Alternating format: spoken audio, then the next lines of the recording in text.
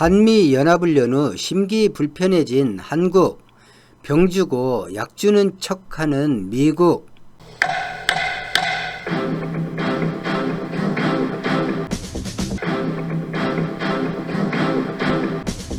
한국은 아직 많이 미흡하다. 전작권 전환 2단계 훈련을 취소하고 치른 한미연합훈련에 대해 미국은 이렇게 지적했습니다. 미국이 지적하는 사항들을 살펴보면 대부분 미국 제재로 개발을 못했던 위성을 통한 정찰 감시나 통신, 사드처럼 공유하지 않는 경계 부분입니다. 참 희한한 미국 주장입니다. 한미연합군입니다. 한미연합군의 총자산을 사용하는 것이 지휘권이고 이 지휘권을 가능하게 하는 것이 전시작전 통제권, 즉 전작권입니다. 미국 주장대로라면 국군의 자산만으로 미국 검증 조건을 통과해야 한다는 이야기가 됩니다. 그럼 이 땅에 주한미군이 존재할 이유가 없는 것이죠. 전작권과 지휘권이 전환된 뒤에도 현재처럼 미군이 보유한 감시 정찰 자산을 미군만 쓰고 한국은 쓰지 못하는 상태라면 이건 뭘까요? 작전에서 미군이 실제 지휘를 따르지 않는다면 한미연합군이라는 말이 사실상 의미가 없는 것이죠. 특히 8월 18일부터 실시된 지휘소 연합훈련에 대해 미국은 한국 준비가 부족했다고 지적했습니다. 참 어이가 없는 지적을 합니다. 전작권 전환훈련 2단계 FOD가 미국의 무성의와 준비 부족으로 불과 10여일 정도 남기고 무산된 뒤 치러진 훈련입니다. 애들이 전쟁놀이 하는 것도 아니고 한국은 2단계 검증에 맞추어 준비를 한 것입니다. 일반 지휘 점검을 하기 위해 준비한 것이 아니죠. 한국 정부는 망신스러운 일이어서 대내외에 밝히진 못하지만 내심 상당한 불쾌감을 가졌을 것입니다. 미국 측에서 밝힌 바와 같이 미국은 전작권 전환 검증을 북한 억지력에 맞춰 실시한다고 했습니다. 그런데 북한이 보유한 전력에 맞추어 검증하는 것이 아니라 북한의 모든 것을 파악할 정도의 능력과 천안함을 폭파하는 데 사용했다고 조선일보가 상상했던 물수제비 폭탄 같은 떠올릴 수 있는 모든 것에 대비하고 지휘할 역량이 있는지를 본다는 것입니다. 얼핏 들으면 매우 그럴듯한 말이지만 달리 말하면 실현 불가능한 말입니다. 한 집에 평생을 같이 살아도 가족 간에도 소소한 비밀이 있고 놀라게 하는 뜻밖의 모습도 봅니다. 이런 주장을 하는 미국은 그럼 그동안 본인들이 주장하는 것처럼 북한에 대해 다 알고 대비해서 전작권을 가지고 지휘권을 가졌는지 반문을 안 할 수가 없습니다. 당연히 없겠죠. 그렇게 잘 알아서 중국이 패권 경쟁에 뛰어들고 북한이 핵을 가졌고 코로나로 그리 많은 미국인이 숨졌나요? 그런데 미국은 이런 주장을 아무렇지 않게 합니다. 돌려주기 싫은데 마땅한 명분은 없고 마침 한국 정부가 검증 조건에 합의했다는 구실로 전작권 전환을 지연 혹은 거부하려고 갖은 수를 쓰고 있는 것입니다. 한국군이 사령관이 되었을 때 한국군의 지휘 역량에 따라 유사시 주한미군의 생사 또한 결정되니 걱정되는 것은 당연할 수 있습니다. 그런데 정작 미국이 걱정하는 것은 그것이 아닙니다. 미국은 55만 명의 현역병과 세계 최상위권의 기갑부대, 미사일부대, 즉시 동원 가능한 250만 명 이상의 예비군을 전작권이 반환됨으로써 상실한다 생각하고 있습니다. 국군이 미군 아닌 미군인 셈이죠. 미국 외 미군 전력에서 이탈하는 것을 우려하는 것이죠.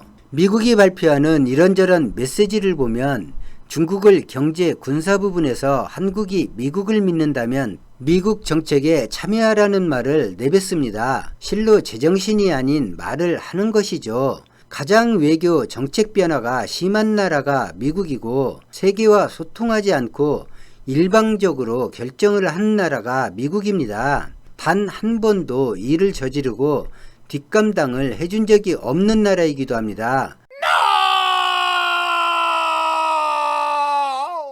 1905년 조선은 외교권을 일본에 강탈당했습니다. 1994년 동학혁명이 일어나자 당시 실권을 쥔 민비라고 불리던 사람은 청나라에 군사를 요청하고 일본은 청나라와 맺은 협정을 근거로 조선에 군사를 진입시킵니다. 이때 사실상 외세의 군사력에 지배된 것입니다. 이 빌미를 국가, 민족, 백성, 자주 이런 개념 자체가 없었던 민비라는 사람이 외세 입장에서 보면 명분을 준 것입니다. 청나라 군대가 조선에 온 것은 조선이 청했기 때문입니다. 일본이 군대를 대한제국에 상륙시킨 것은 조선이 허락하거나 요청한 적이 없습니다. 청나라와 일본이 맺은 협정만 내세웠습니다. 국내 치안을 외세에 의지하려던 민비가 청나라에 도움을 청한 것을 명분삼아 한반도를 실제로 일본이 장악해버린 것입니다. 1905년 고종의 제가도 없이 일본 제국 주한공사 하야시 곤스케는 매국노 외부대신 박재순과 협약을 체결하여 조선의 외교권을 강탈했습니다. 을사늑약이 체결된 것입니다. 강탈되기 전 위기감을 느낀 고종이 의지했던 것은 조미수호 통상조약을 맺은 미국이었습니다. 일본이 한반도를 농락하던 때에도 아무런 중재나 견제 역할을 하지 않은 미국에 협정문 하나 믿고 의지를 했습니다. 차라리 전국 방방곳곳에 방을 붙여 사정을 알리고 백성에게 도움을 청했다면 어떠했을까요?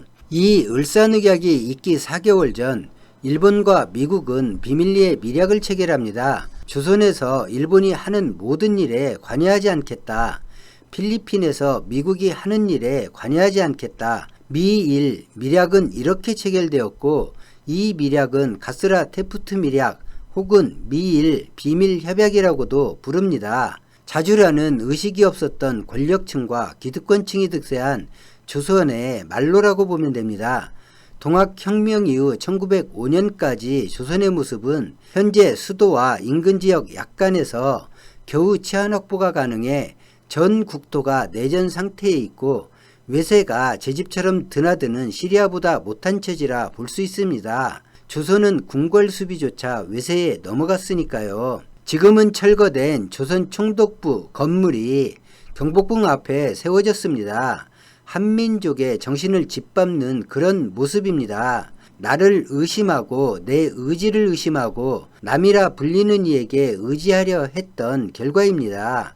2020년 대한민국에 스스로 싸울 권한이 없는 전작권 없는 행정부가 있습니다. 스스로 싸우며 군사를 지휘할 권한이 없는 군대가 있습니다. 이런 군대에 모든 젊은이가 대부분 강제 징집됩니다.